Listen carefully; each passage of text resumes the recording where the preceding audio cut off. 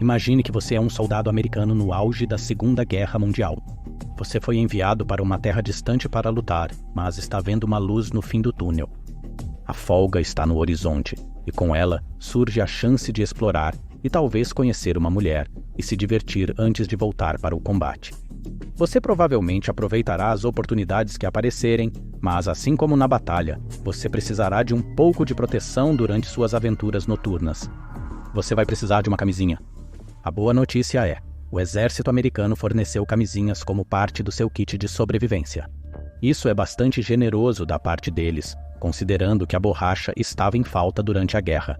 Então, você começa a vasculhar seu kit de sobrevivência para encontrar sua proteção preventiva, apenas para se dar conta de que já a usou. Não para proteger seu pequeno soldado em suas aventuras noturnas. Ao invés disso, sua camisinha está protegendo algo que o exército consideraria muito mais valioso: seu rifle. Sim, muitos soldados americanos na Segunda Guerra Mundial encontraram um uso para as camisinhas incluídas em seus kits de sobrevivência, que era bem diferente do uso previsto. Em vez de se protegerem contra doenças sexualmente transmissíveis, eles enrolavam as camisinhas nos canos de seus rifles. Por quê?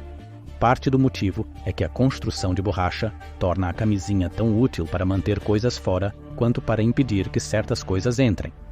Especificamente, os soldados usavam camisinhas em seus rifles e canos de armas para evitar que lama, sujeira, água e areia infiltrassem na arma.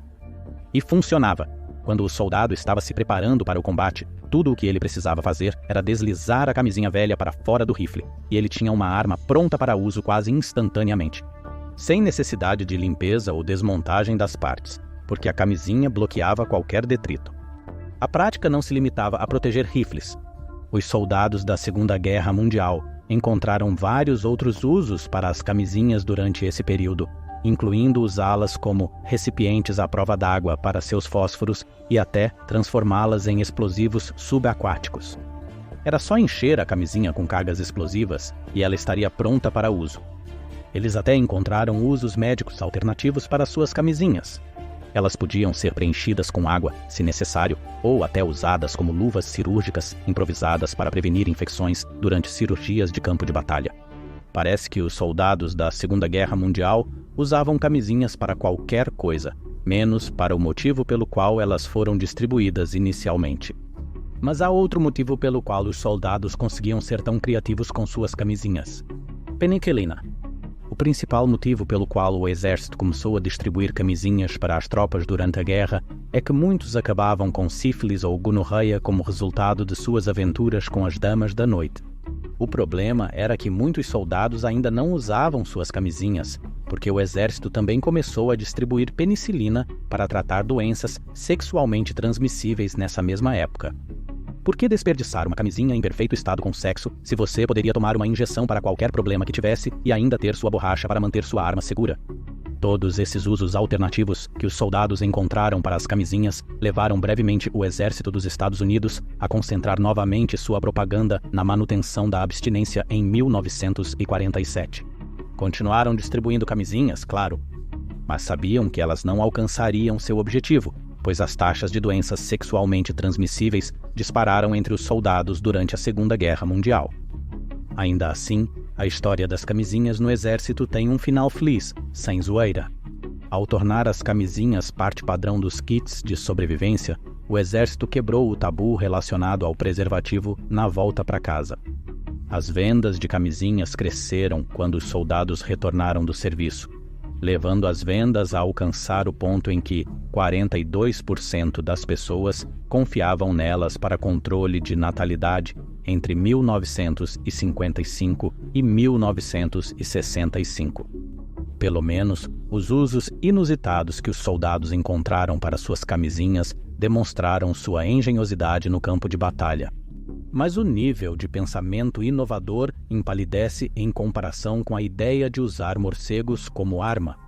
Essa ideia não veio do alto comando militar, mas de um humilde cirurgião dentista da Pensilvânia, chamado Dr. Little Schuyler Adams. Em 1942, após uma viagem às cavernas de Carlsbad, no Novo México, ele teve a ideia de anexar dispositivos incendiários explosivos a morcegos que poderiam então ser jogados de aviões sobre o inimigo. Tão entusiasmado com essa ideia, ele escreveu uma carta explicando-a e enviou o conceito para a Casa Branca. Ele não estava sozinho ao enviar ideias ao presidente. De acordo com o History Channel, a Casa Branca recebeu milhares de sugestões não solicitadas de cidadãos sobre como vencer a guerra. Mas mesmo em meio a esse dilúvio de conselhos que os Estados Unidos simplesmente não precisavam, o conceito de bombas com morcegos se destacou. O exército gostou tanto que deu sinal verde ao conceito. E quando você se aprofunda na ideia, há uma certa lógica por trás dela. Os morcegos não seriam contidos quando fossem jogados de aviões. Em vez disso, cada um seria equipado com um dispositivo incendiário temporizado antes de ser solto em um enorme grupo. Apavorados, eles se dispersariam por todos os lados, procurando os beirais de edifícios residenciais e comerciais para tentar encontrar abrigo do sol. Então, bum, os morcegos explodiriam como um só, incendiando os edifícios onde se abrigaram para criar uma enorme tempestade de fogo, capaz de engolir uma grande parte de uma cidade. A ideia foi levada tão a sério que foi oficialmente testada, conforme registrado pelo site do Centro de Testes da Força Aérea dos Estados Unidos. Ele observa que o exército designou o Dr. Adams para liderar uma equipe que trabalhou no desenvolvimento de um container especial para bombas com morcegos. A ideia era forçar os morcegos a entrar no container para que pudessem ser soltos em massa. Um paraquedas seria acionado, o container aqueceria uma vez que tivesse pousado e os morcegos escapariam dele para invadir as casas a partir dali. Muito mais eficiente do que simplesmente jogá-los de um avião. Infelizmente, a ideia nunca foi usada ativamente em combate. No entanto, a Marinha dos Estados Unidos eventualmente assumiu o controle do conceito, nomeando-o como Projeto Raio-X no processo, e acreditava que poderia ser eficaz em um raio de 20 a 40 milhas. Nenhuma bomba de morcego foi lançada. Em vez disso, os Estados Unidos ficaram com milhões de dólares gastos enquanto capturavam milhares de morcegos, apenas para decidir que armas nucleares poderiam ser uma maneira muito mais eficaz de engolir cidades japonesas em tempestades de fogo. É difícil argumentar contra essa lógica. Ainda assim, não eram apenas os aliados que surgiam com estratégias inovadoras durante a Segunda Guerra Mundial. As potências do eixo também tinham alguns truques na manga, com os alvos propostos para as bombas com morcegos dos Estados Unidos estando entre os mais criativos. Afinal, que outra nação conduziu uma invasão bem-sucedida usando bicicletas? Em 1941, o Japão se preparava para invadir a Malásia Britânica, agora conhecida como Malásia. O país havia se tornado um dos territórios mais lucrativos do Império Britânico, não apenas porque na época era o maior produtor de borracha e estanho do mundo. Ambos eram recursos que o Japão precisava. No entanto, uma invasão não seria simples. Mesmo durante aqueles primeiros anos da guerra, o Japão estava se estendendo tanto que rapidamente estava ficando sem recursos para apoiar seu esforço de guerra. Isso não quer dizer que eles não tivessem algumas vantagens. A invasão da Malásia começou poucas horas depois de o Japão ter atacado Pearl Harbor e foi apoiada por uma presença significativa de forças aéreas, além de um grande número de tropas do 25º Exército do país. Essas tropas estavam bem treinadas em combate na selva, tendo chegado à colônia através da Tailândia, mas precisavam de um meio para se movimentar rapidamente pelo território. Cavalos teriam sido o modo de transporte preferido no passado, embora usá-los tornasse mais difícil realizar desembarques anfíbios e trouxesse custos associados a manter um cavalo em condições boas o suficiente para ser usado como transporte. Assim, o exército japonês optou por algo mais simples: bicicletas. Eles podiam equipar as tropas com bicicletas a um custo muito mais baixo do que fornecer-lhes cavalos ou veículos, e as bicicletas também estavam prontamente disponíveis na Malásia. Se a bicicleta de um soldado fosse danificada ou precisasse de peças, eles também podiam facilmente confiscar uma das muitas bicicletas civis no país. Os soldados japoneses não precisavam de combustível, não precisavam de comida para seus cavalos ou grandes quantidades de terra onde esses cavalos pudessem descansar. Melhor ainda, as bicicletas eram pequenas e móveis o suficiente para permitir que os soldados do Japão usassem os muitos caminhos ocultos que cruzavam as selvas da Malásia, permitindo que eles avançassem sem usar as estradas principais do país. Quando um soldado precisava atravessar um rio, ele podia carregar uma bicicleta nas costas. Além disso, as bicicletas permitiam que os soldados japoneses transportassem suprimentos mais longe e com mais facilidade do que seus equivalentes britânicos, que estavam reduzidos a carregar suprimentos nas costas. Até mesmo o problema de os pneus de borracha se desgastarem não representava um grande obstáculo. Os soldados simplesmente andavam de bicicleta nas rodas de metal até conseguirem substituições. Na verdade, andar nas rodas de metal não era tão ruim. O barulho estridente que isso produzia supostamente fazia os grupos de bicicletas que se aproximavam parecerem tanques, o que, ocasionalmente, fazia com que as tropas aliadas fugissem diante do que pensavam ser máquinas pesadas se aproximando de suas posições. Isso só mostra que até mesmo tecnologias mais antigas podiam ser úteis em uma guerra moderna. Entre todos os tanques e aviões, o Japão usou com sucesso uma forma de transporte que existia desde 1817 para conquistar a Malásia Britânica. Embora acabassem perdendo a guerra contra os aliados, o sucesso do país na Malásia preparou o terreno para o fim do domínio colonial britânico na região do Indo-Pacífico.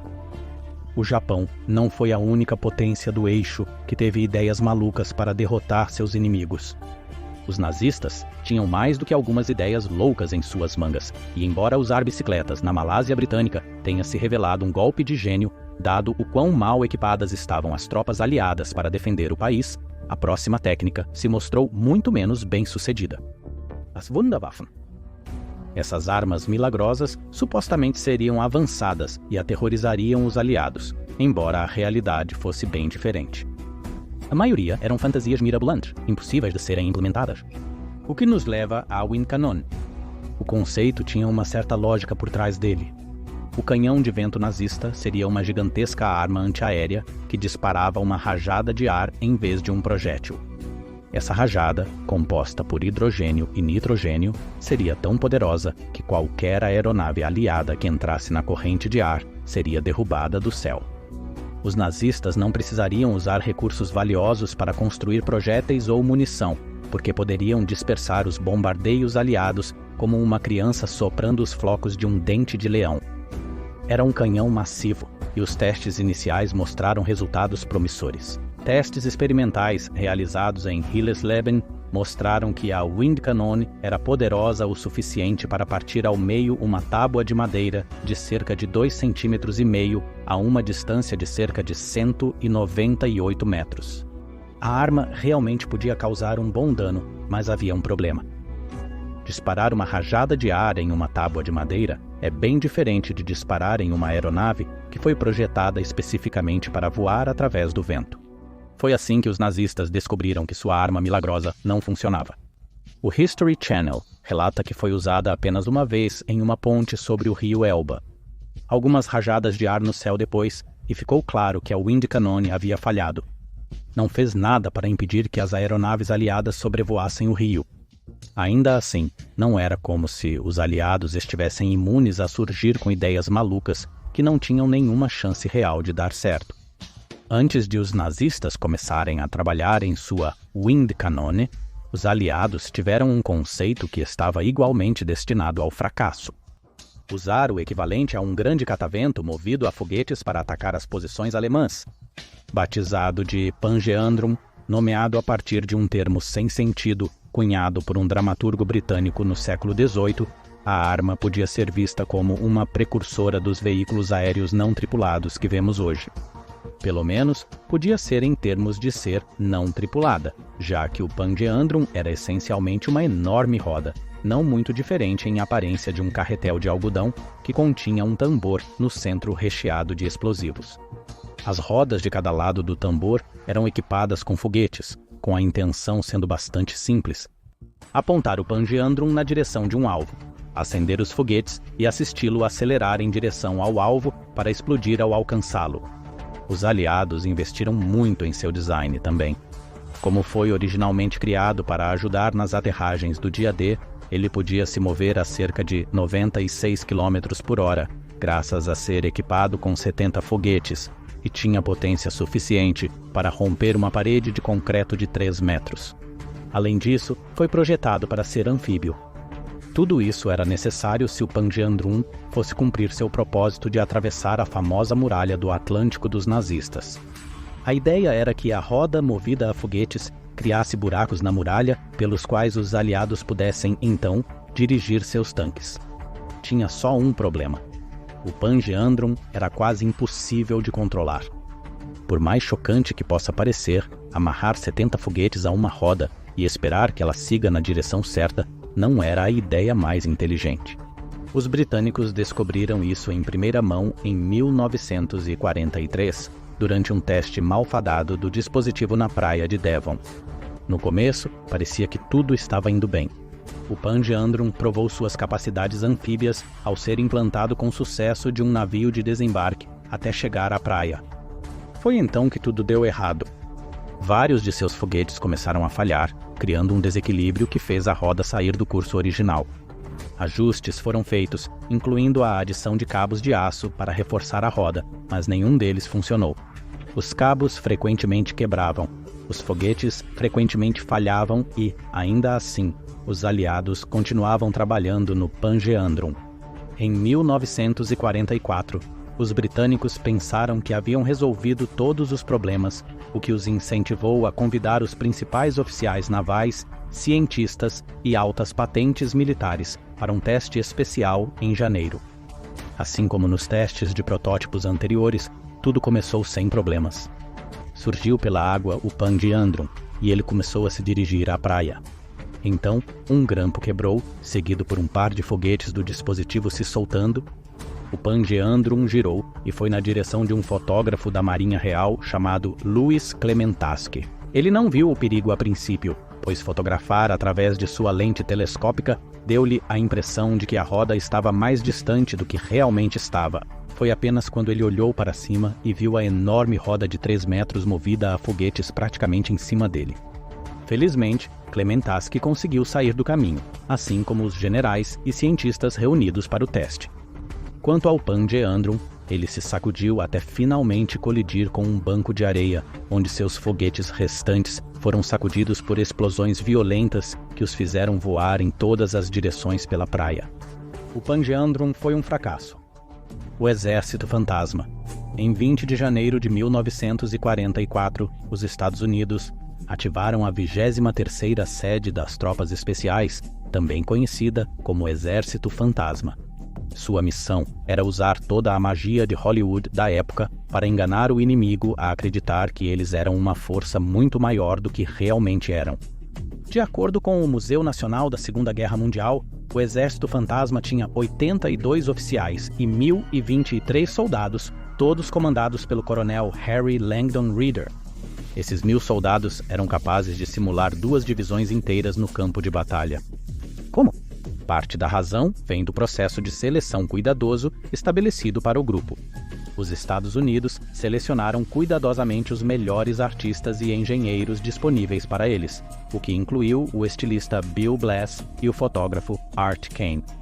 Juntos, essa equipe engenhosa desenvolveu tanques e aeronaves infláveis, criou tráfego de rádio falso e até fez efeitos sonoros que faziam parecer que uma intimidante força de 30.000 homens estava se aproximando do inimigo. E funcionou. O Exército Fantasma participou de 22 grandes operações, cada uma envolvendo enganar o inimigo armado com pouco mais do que metralhadoras calibre 50 e uma série de efeitos especiais. Normalmente, o grupo seria implantado em qualquer local onde as tropas precisassem de apoio, com sua trapaça enganando o inimigo a ponto de atrasar ataques ou cancelá-los completamente, dando ao Exército Fantasma bastante tempo para extrair tropas que estavam em perigo. Em alguns casos, eles até encenariam batalhas falsas completas, usando fumaça, infláveis e efeitos sonoros para fazer parecer que uma enorme luta estava acontecendo quando, na realidade, algumas centenas de tropas estavam saindo de lá. Talvez sua missão mais famosa tenha sido a Operação Vierson.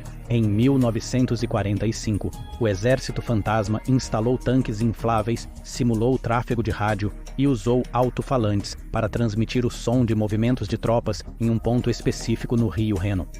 Mais uma vez, a decepção era o jogo. A trapaça foi projetada para enganar os soldados alemães a acreditar que 2 divisões estavam se preparando para atravessar o Reno 16 quilômetros longe do ponto real de travessia. Os alemães desviaram suas forças para confrontar o exército inexistente, abrindo caminho para as divisões reais que os aliados precisavam atravessar e passar pelo Reno relativamente ilesas. Até recentemente, as explorações do Exército Fantasma eram desconhecidas, pois cada um de seus membros havia jurado segredo. Mas agora eles estão recebendo o reconhecimento que merecem. Em março de 2024, a BBC relatou que os membros do grupo, que se acredita terem salvado dezenas de milhares de vidas aliadas, receberiam coletivamente a Medalha de Ouro do Congresso em uma cerimônia especial. A maior honraria que o Congresso pode conceder foi entregue aos poucos membros do grupo que ainda estão vivos, incluindo Seymour Nussenbaum, Bernard Bluestein e John Chrisman.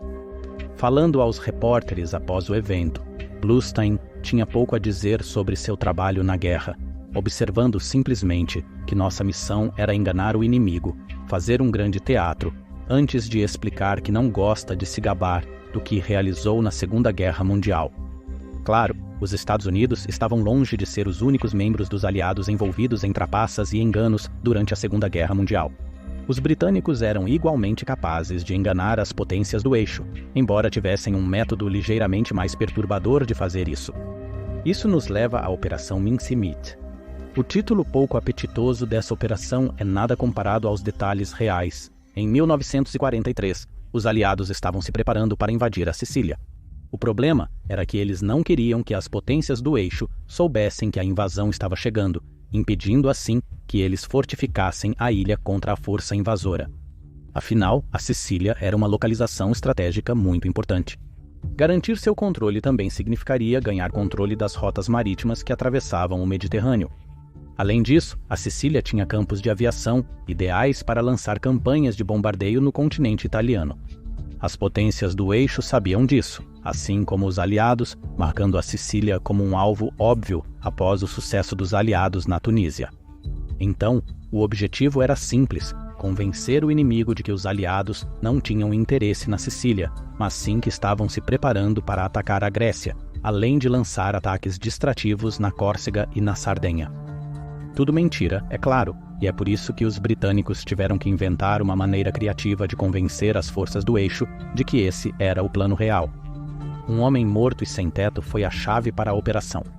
A inteligência britânica conseguiu o corpo de um homem chamado Glenvar Michael, que havia falecido ao ingerir veneno de rato enquanto tentava sobreviver nas ruas.